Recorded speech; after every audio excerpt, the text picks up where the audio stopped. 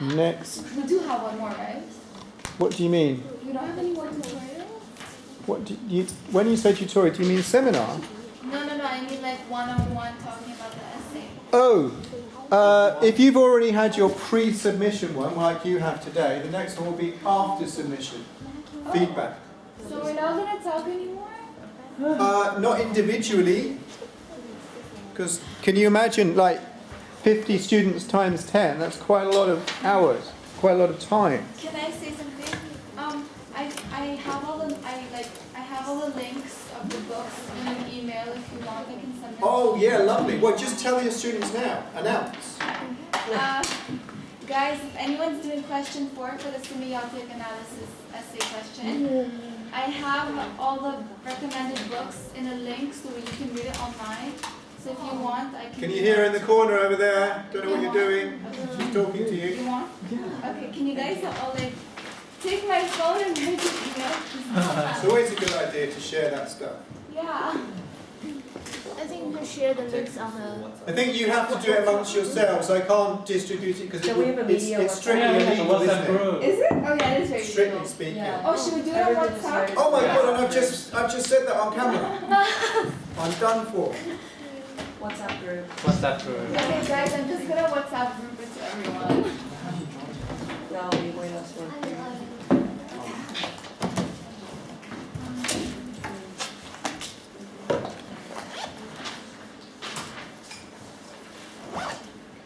Who's in the group? Everyone? Near you. Why are you not in the group? Me? Let's add Join the you. group. Who's the admin? Me. Can you add? Of course. Can I have your number? Is it media chatting group? Yeah. Yeah, I can invite her. Oh yeah, sure. Are we all admins? I love it when students work together like this.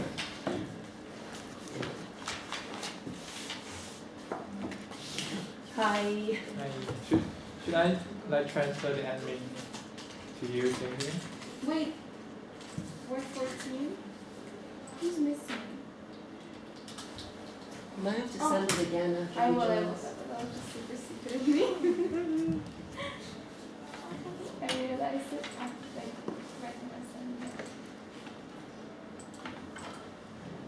I can't invite. So these books that you recommend, are they just the starter books, or are they like about as many as we need?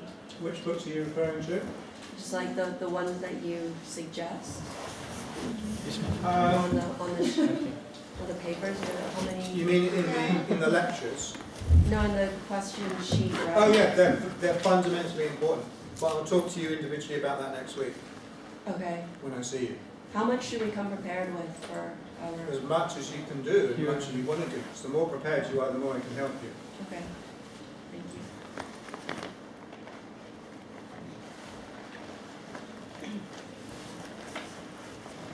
You have to let them load, because like if you open it straight away, it doesn't load fully, then you just have to wait. If anyone's confused, please text me. I'll explain. So in a way, you're the unofficial class leader now, aren't you? Unofficial. She wasn't elected, so undemocratically elected. Exactly. It's a dictatorship. Exactly, there might be a revolution.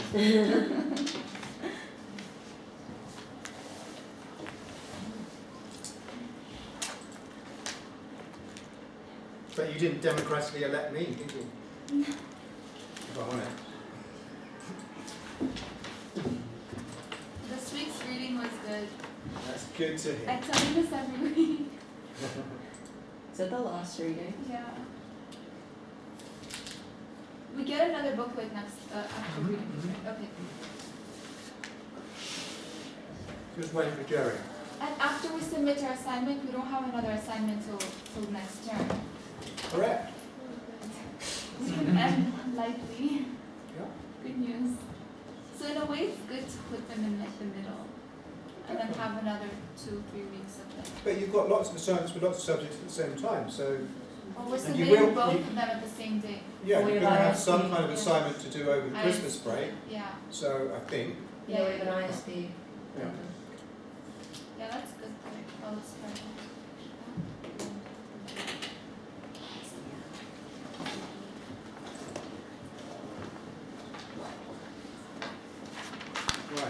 let's begin. I don't know if Jerry's going to be late.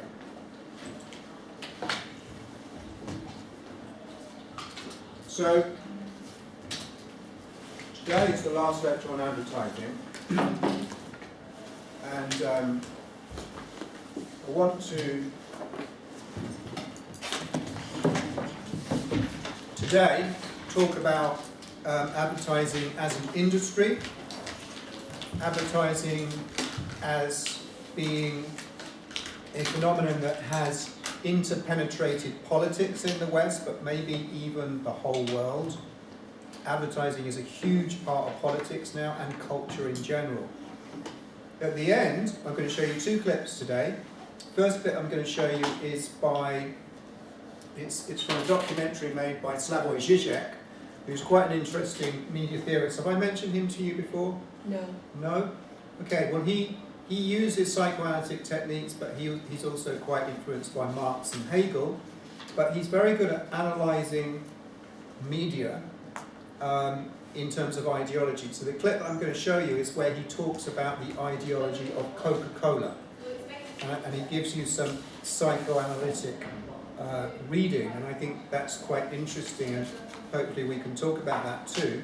At the end of the lecture, I'm going to show you a clip from a very, very different kind of clip from a documentary called The Artist is Present, which is about quite a famous performance artist who, it's about her work, but the way this documentary is presented is like well, I'm saying documentary, but it also uses advertising techniques. So I'm giving it to you as an example of a case study of where advertising techniques changes documentary, changes news, yeah? It's not just advertising over there, it's here. It's changing the way we think about ourselves, it's even changing documentaries. So the clip that I'm going to show you, you'll see why, is, I think, borderline between documentary and advertising. You know, we think of documentary as being fact, like news, don't we?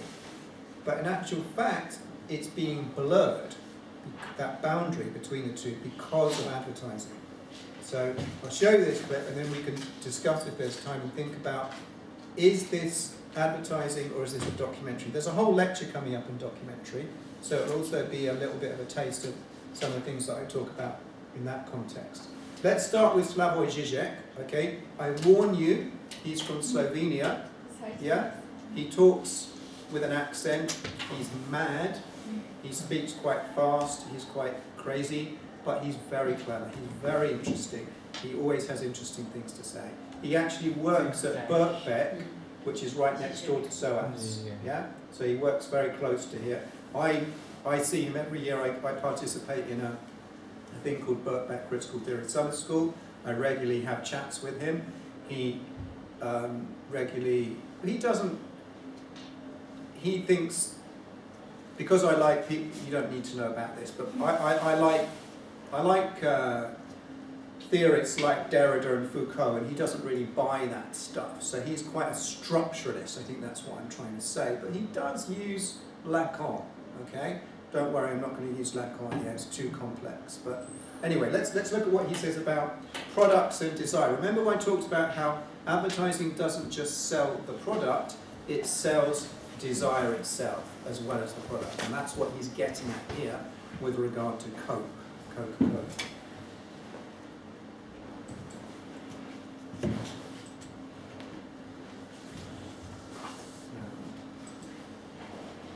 I'm going to put the subtitles on. They're usually terrible, so I'll switch them off if they're rubbish.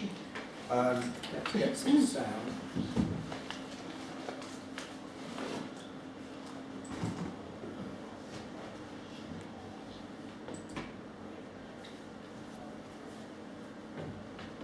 Is the sound on? Yes.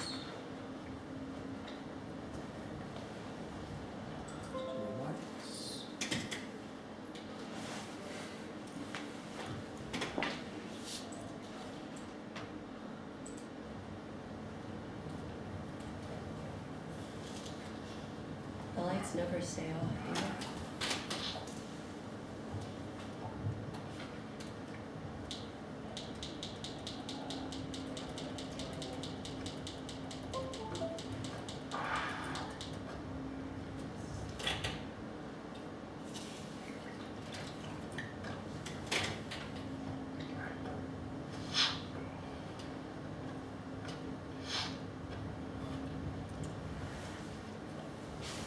oh my God, one is thirsty in the desert and what to drink but Coke. The perfect commodity. Why? It was already Marx who long ago emphasized that This is how bad the subtitles are. Can you see what it says? It's marked. Why it was already Marx. M-A-R-X. Karl Marx. Yeah? I'm going to switch the subtitles off. They're annoying, right? commodity is never just a simple object that we buy and consume. So, I'm going to repeat it. The commodity is never just a simple object that we buy and consume. Yeah? A commodity is an object full of theological, even metaphysical niceties. So an object is full of things related to philosophy, metaphysics, even religion, theological. Yeah? That's what he's saying. Its presence always reflects an invisible transcendence. And the classical publicity for Coke quite openly refers to this absent, invisible quality. Coke is the real thing, or... So you've heard the slogan, have you? Coke is the real thing. Yeah? So he's talking about, what the hell is this real thing? Is it, you know, what is that? Is that a religious feeling? Is that emotional? What is it that it's selling us? Is it sign value? Is it use value? Is it a false need? Remember some of the terminology we've started to think about. Coke, that's it. What is that it, the real thing? It's not just another positive property of Coke, something that can be described or pinpointed through chemical analysis. Is that mysterious something more? Sorry, it's a bit loud. So what he's saying is that advertising always promises you something mysterious and more. Yeah? Something that new, that adds quality to your life. Yeah? An X factor. Yeah? This is how advertising works. It's not been made before, it's new, you need it, it's going to improve you. It's going to change your life, change your lifestyle, change you. Yeah? Make you a more attractive person, and so on and so on. The undescribable excess, which is the object, cause of my desire. In our postmodern, however we call them, societies, we are obliged to enjoy. Enjoyment becomes a kind of a weird, perverted duty. The paradox. So what he's saying is that Coca-Cola is selling us the idea that we need to be enjoying our lives, and Coca-Cola is the way to enjoy it. Yeah? It's selling us happiness. It's selling us a dream. Yeah? And it seems remarkably simple and stupid when you describe it like that, but that's what it's doing. That's part of its marketing success. There's nothing like Coca-Cola. Yeah? It's unique. It's a unique brand. It's got a unique selling point. Capitalists in general are so interested in creating new, innovative brands that haven't been manufactured before, and then using advertising, they manufacture our desire for the brand. Yeah? And we buy it. Of Coke is that you are thirsty, you drink it, but as everyone knows, the more you drink it, the more thirsty you get. A desire is never simply the desire for a certain thing. It's always also a desire for desire itself, a desire to continue to desire. Perhaps the ultimate horror of a desire is to be fully filled in, met, so that I desire no longer. The ultimate melancholic experience is the experience of a loss of desire itself. It's not that in some return to a previous era of natural consummation where we got rid of this excess and were only consuming for actual needs, like you were thirsty, you drank water, and so on. We cannot return to that. The excess You're is... saying we can't return to true needs, yeah? The false needs are part of our cultural and psychic makeup that advertising is constantly exploiting. It's, you know, it's like we were discussing before, it's a bit like giving up your computer, giving up your mobile phone, giving up your car. You know, who's prepared to do that? No one, because your consent has been manufactured for these products. with us forever. So, let's have a drink of Coke. It's getting warm. It's no longer the real Coke, and that's the problem. You know, this passage from sublime to excremental dimension. When it's cold, properly served, it has a certain attraction. All of a sudden, this can change into shit. It's the elementary dialectics of commodities. We are not talking about objective, factual properties of a commodity. We are talking only here about that elusive surplus. So, I mean, just to translate his language, he's saying, you know, advertising always, it's not about objectivity. We know that the use value of objects. He's using the word excess, it's something extra, it's a supplement, it's the X factor, it's something extra that makes you want it. Yeah? That's very powerful. But that's not objective, that's subjective. Right? So everybody's accepting the notion that you are an important individual consumer, and by consuming Coca-Cola, you can be a happier person. Yeah? That's subjective. It's operating, advertising operates objectively. It's a real phenomenon. It's happening in the world. We know about it. But it's activated individually in every human body separately. Yeah? That's what makes it powerful.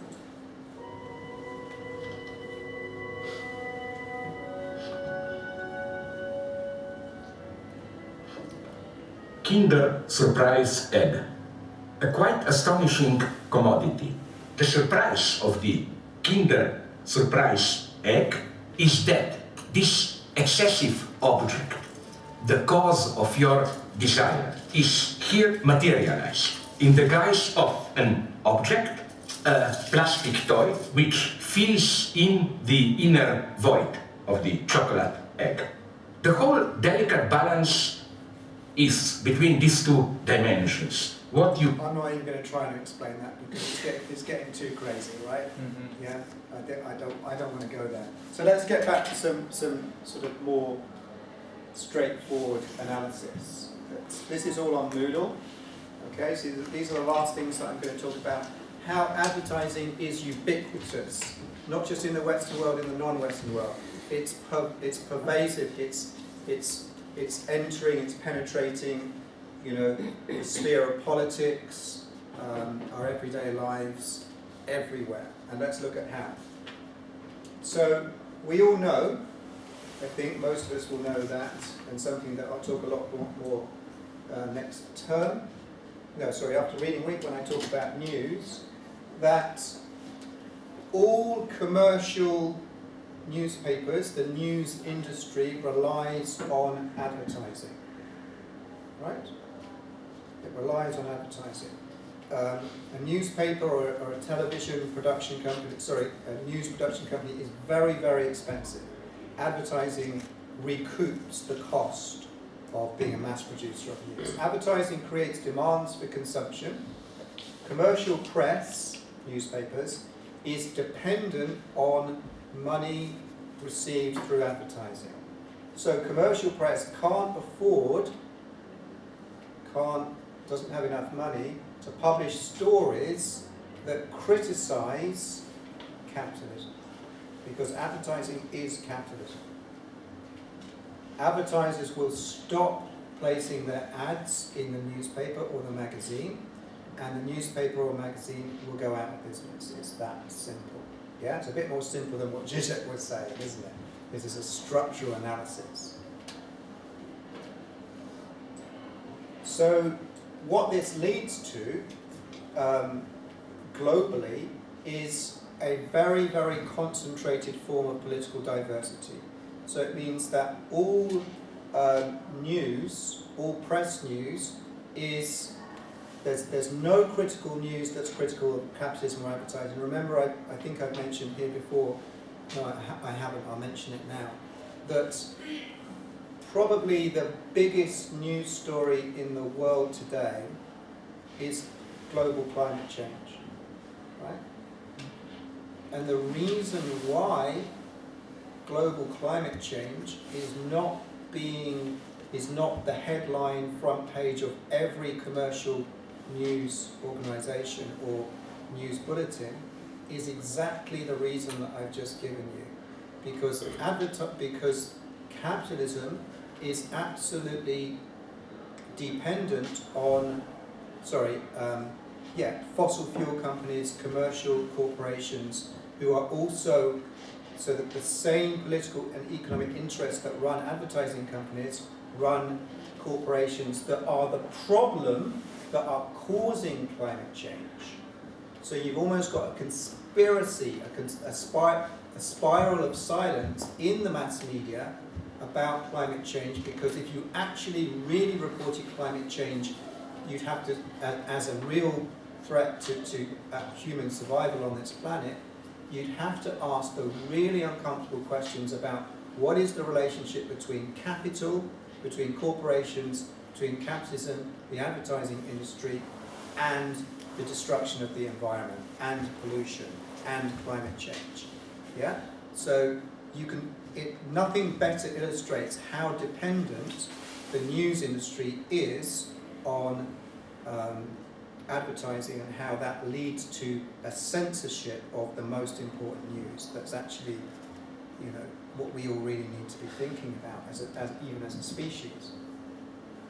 So less political diversity means basically, if you imagine the continuum from left to right, so sort of socialist to conservative or even fascist, it means that most news, because it's commercial, is in the middle, slightly to the right.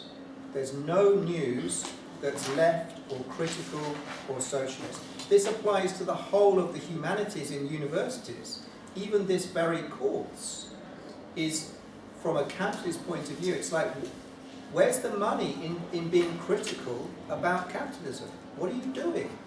Yeah? It actually affects your mind as a teacher. People will start to think, you can't be too critical, because SOAS itself depends on money, it depends on teaching business to Chinese students. This is how it happens. Yeah? Advertising is a value that is creeping in, that's saturating our lives.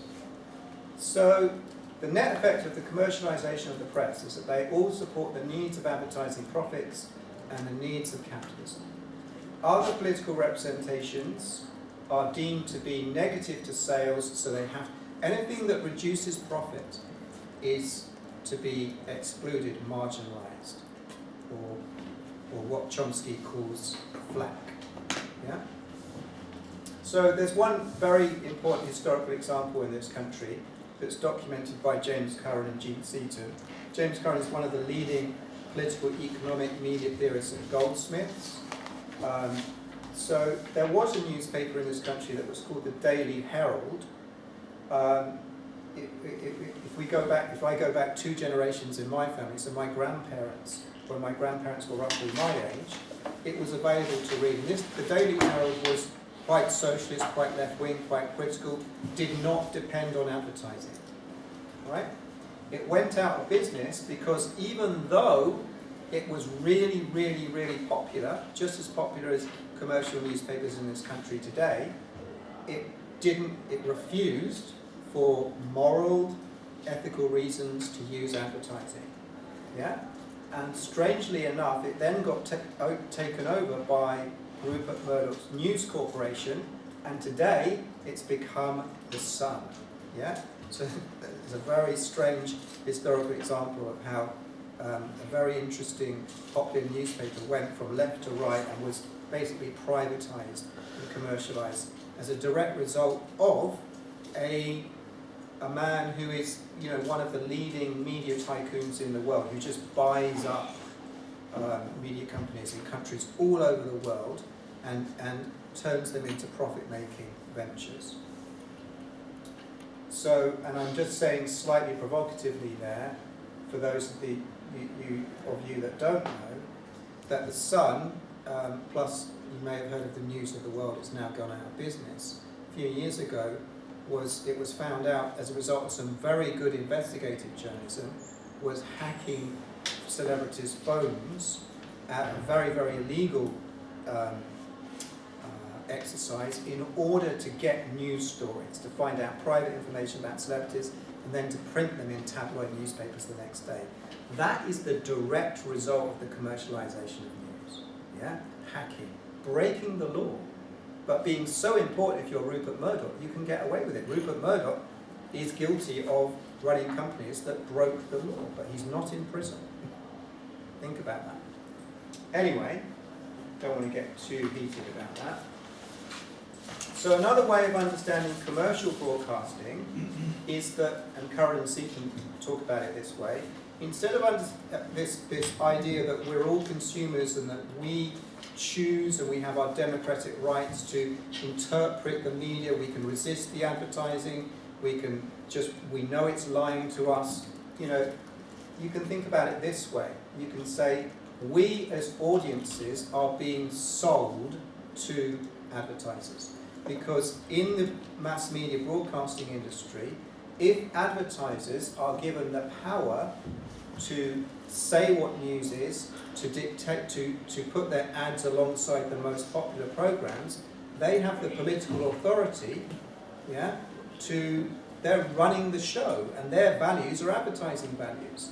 And all they're interested in, so if advertising is now, as I said, it's part of Western political life, it's part of mainstream media culture, they're only interested in you as economic units for exploiting and making money. You are being sold as a product to advertisers. Yeah? So it's completely the reverse of what we expect. And it also applies to digital media too, because we are, in the name of advertising, we are sold the idea that we are free citizens, that we can use the internet and we can, generate our own news stories. Where in actual fact, no, Facebook and social media are using us, and at the same, so that we don't realise that we're being used, it uses advertising ideology to say, no, you're independent, you're the consumer, you're in charge.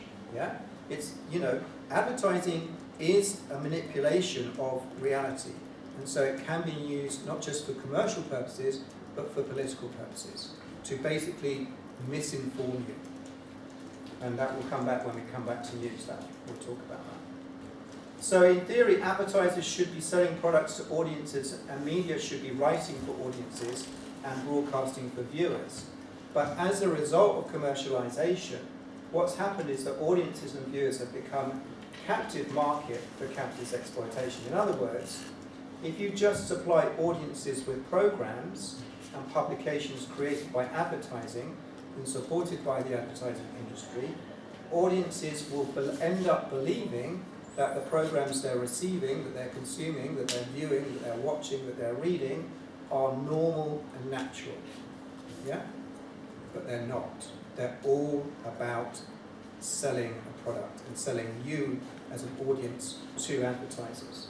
So what we're saying here in very, very general terms, in broad terms, is that the needs of advertisers, which are capitalist exploitative needs, shape, change, influence what we watch on TV. It's as simple as that.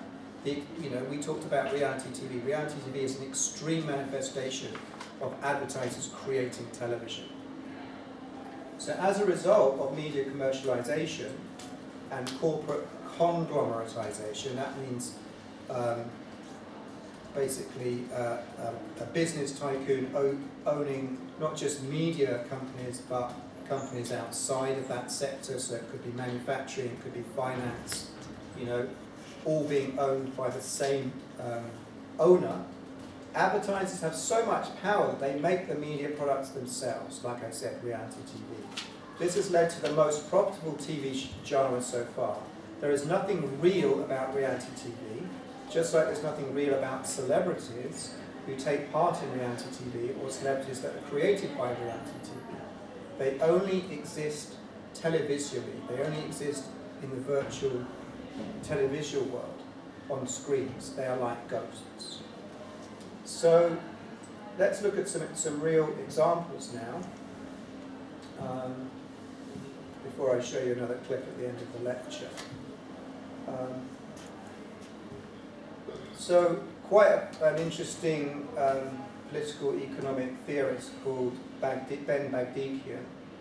So he basically uses structural Marxist assumptions in his research. He's conducted research on Procter & Gamble, which is a huge corporate company, pharmaceutical company. And what his research has revealed, has demonstrated, has documented, is that this multinational company refused to allow its products to be advertised next to programs that it considered to be, or considers to be, negative to the image of its products. So he documented the fact that Procter & Gamble had enough political power to actually choose where its ads went and what next to which programs. And if it was next to a program that was critical, it would say this is potentially negative to our image and to our sales. We'll pull out, and therefore, you know, the company can't afford to lose that money. So what he's documenting is that a multinational company is actually dictating which programs get shown next to its commercials, next to its ads, which is quite extreme.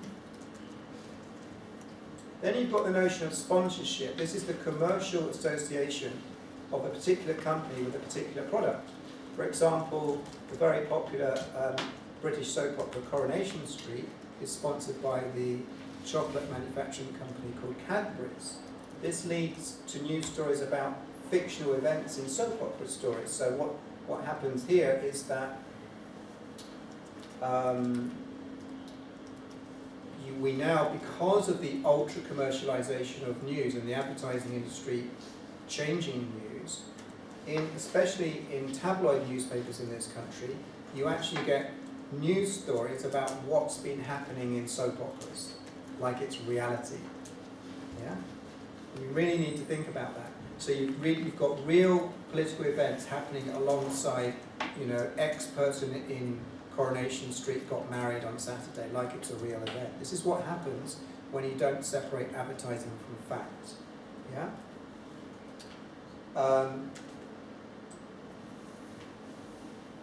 Think about also the strong commercial relationship between American children's programs and commercials or adverts for toys. So think about all of these, and there's so many more that we could mention, but these are probably the most prominent ones. Lego, Star Wars, Harry Potter films, Batman, Superman, Spider-Man, Toy Story, Pokemon. These are all ostensibly films, yeah, but they all have such heavy advertising, merchandising potential, and it's proven.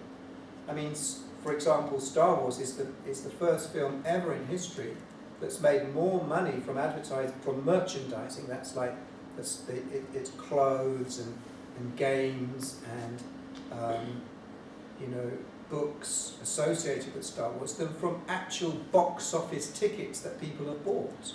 So now we're going to talk about Hollywood later, but Hollywood doesn't escape advertising. Now there isn't hardly a single Hollywood film that's made, especially children's films, that they don't know in advance. They think, how can we make huge amounts of money from advertising and merchandising? If you can't make huge amounts of money from merchandising and advertising when you produce a Hollywood children's film, you don't produce it. Yeah? This is advertising culture. Now here's a shocking one. There's plenty of examples of this, but here's a shocking one. the suppression. Suppression means censorship or stopping of stories. So in the 1930s, in the West, in Britain and America and Western Europe, there was very good, reliable scientific, empirical evidence that smoking tobacco, cigarettes, was harmful to your health.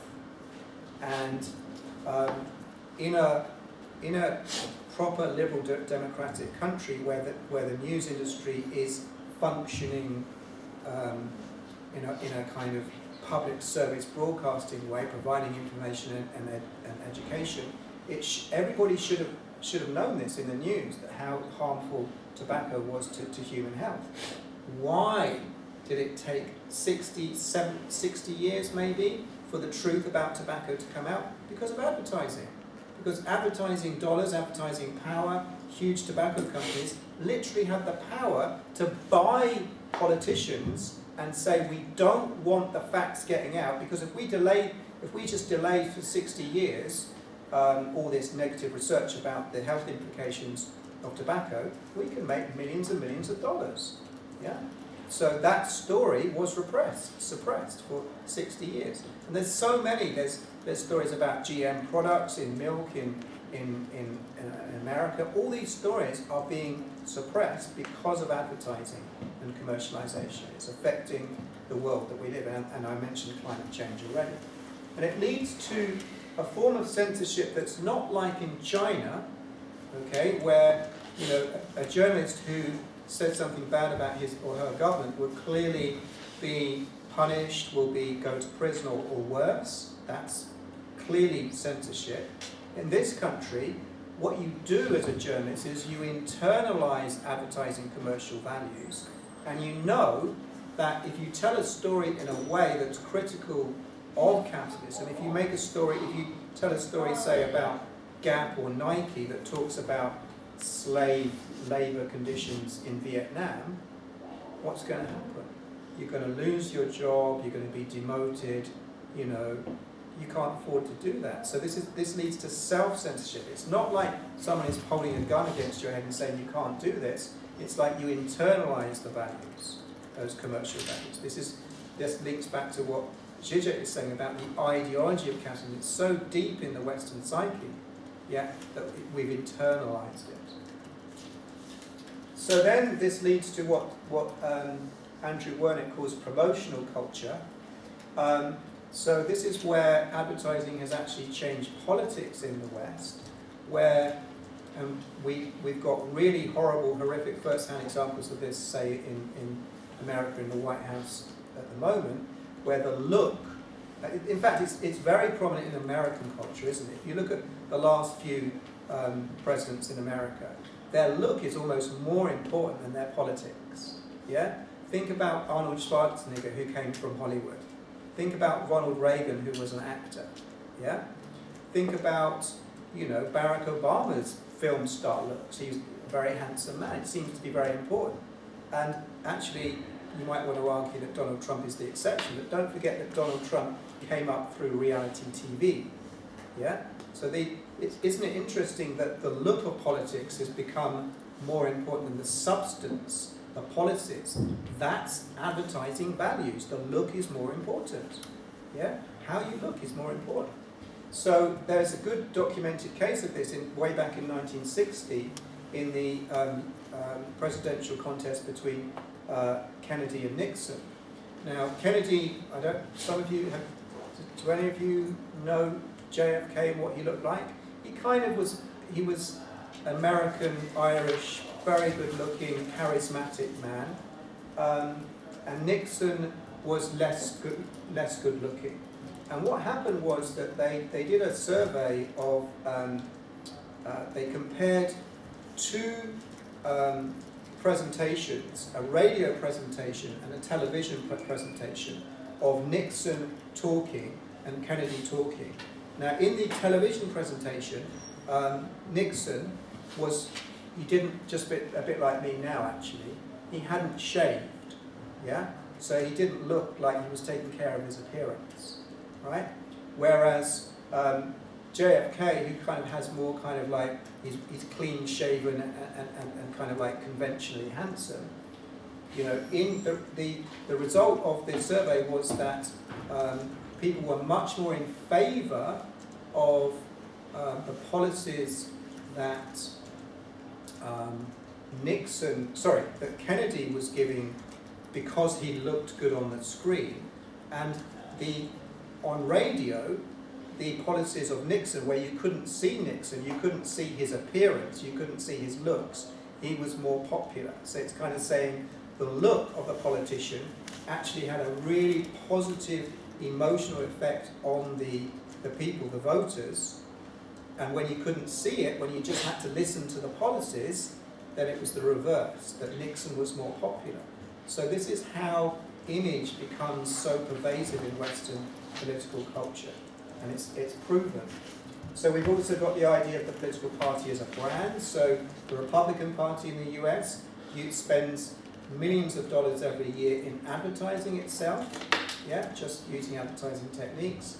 The Democratic Party in America, the Conservative Party in this country, Margaret Thatcher was the first Conservative politician to use an advertising company called Saatchi & Saatchi. Margaret Thatcher, I know this is way before your time, but she actually changed her image. Margaret Thatcher came from the north of England. She came from a relatively working class background, and she had voice lessons to change the way she spoke so that she sounded more educated, yeah, so that her image would be more favourable to the voting public. Yeah, this is the aestheticization of politics. Yeah, the surface, the look being more important than the substance. Yeah, I'm just going to briefly mention these 2 points, and then I'm going to end with a clip. I suppose really all I'm saying here at the end is that the ultimate historical evolution of the aestheticization of politics is social media, new media, and what I'm calling brand me, Facebook, celebrity. So now it's very obvious that youngsters like yourselves who are regularly using social media and Facebook culture and Twitter and Instagram, you have actually become the product. Yeah? This is why the argument is that you might be the last generation or the first generation where there's no freedom, because all of your private information is made available, certainly quite a lot of it, to commercial corporations and political outlets in your country through the internet. And it's a very successful, the internet itself, social media, is a very successful advertising campaign, because most of you think that it's cool, that it's good, and it is cool and good. I use Facebook, I like it. It's very hard, it's very hard to resist using social media and the values, but it's changing our culture. It's making us into narcissists. It's making us worry as individuals more about what we look like than what we do or what other people do or other people's suffering. Yeah, it's making us all into narcissists. So I'm going to end with this clip, and all I'm going to do is say to you, this is a very successful, interesting artist. I love her work. I'm not going to say anything else. Look at the clip that I'm showing you and say to yourselves, is this a form of advertising, or is it just a factual documentation of her work? Yeah? Which one is it? Yeah? This is an example of where advertising might be, you know, in even an artist who is highly intelligent and critical is also being influenced by advertising values. I always think it's better to teach with examples than with just lots of theory. So here goes. Has anyone heard of Marina Abramovich? Have you seen this before? No. I've seen some of her. I mean, I don't know which one this is. I've seen her like smash the cars. Oh, yeah. Yeah.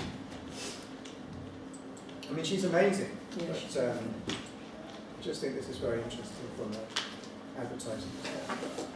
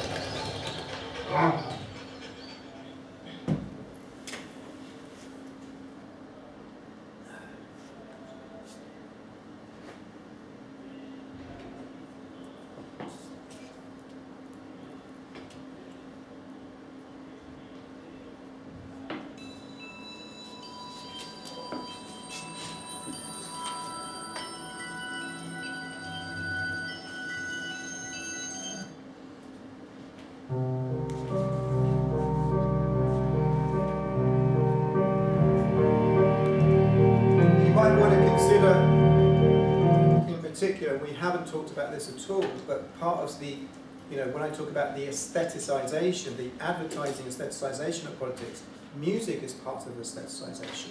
Music is a very powerful part of advertising. It influences us subliminally, yeah? It kind of tells us whether it's good or bad, and it makes us feel emotion. And this documentary uses advertising techniques, I would argue.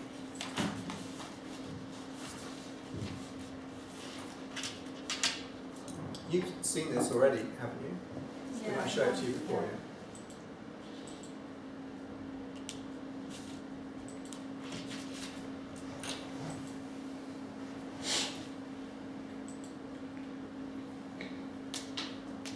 So, yeah, it's a crazy artist, so I hope you're not offended by nudity.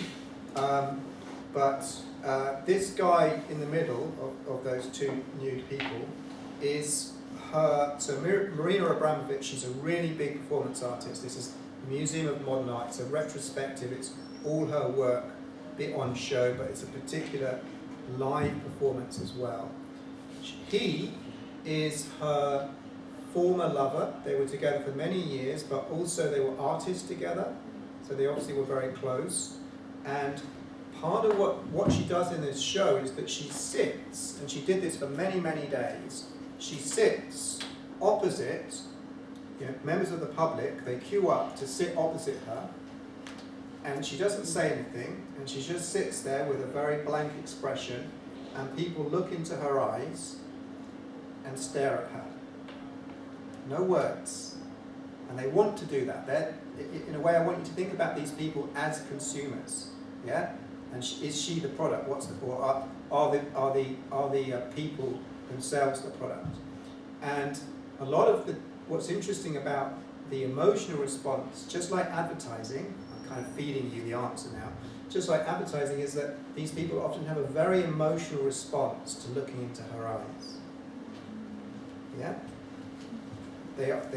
You'll see from the gestures that they make. Right? Now, what's interesting is that she is a famous artist, she's a celebrity, so people want to go to her show and sit down opposite her. She doesn't know these people, but what's really significant about the clip that I'm about to show you is